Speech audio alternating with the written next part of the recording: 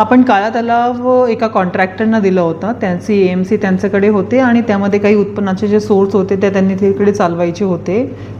Initial काळात कुठल्या पद्धतीची कंप्लेंट नव्हती. मागच्या 1 महिन्यामध्ये वेगवेगळ्या पद्धतीचे कंप्लेंट्स आलेले आहेत. त्या अनुषंगाने त्यांना आपण ऑलरेडी नोटीस बजावलेली आहे आणि मागचे 3-4 दिवसात आमची टीम्सनी पण तिथे व्हिजिट केली आणि आता आम्ही पाटली सफाई आमच्यामार्फत सुरू केली आहे. उद्यापासनं आपल्या टीममार्फत पूर्णपणे तिकडे आपण काम सुरू करतो आणि आजपासनं त्यांना कॉन्ट्रॅक्ट रद्दच्या नोटीस देतो आहे.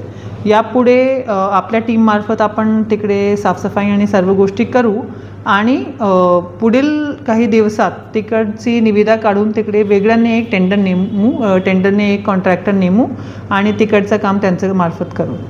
माझं नाव आहे सुशीला द्विवेदी. मी इथे कल्याण रामबाग येथे राहते आणि नियमितपणे या काळा तलावाला फिरायला वगैरे येते. याच्यापूर्वी जेव्हा पाहत होतो आम्ही तर सगळीकडे अशी घाण वगैरे कचरा वगैरे सगळा पडलेला असायचा. पण सध्या बघतोय आम्ही खूपच स्वच्छता वगैरे आहे आणि त्यामुळे आम्हाला फिरायला वगैरे खूप बरं वाटतंय आणि बघायलाही खूप बरं वाटतंय आम्हाला काळा तलावाला. त्यामुळे मी नियमितपणे अशी येईन आणि अशी स्वच्छता नियमितपणे राहावी ही अपेक्षा करेन.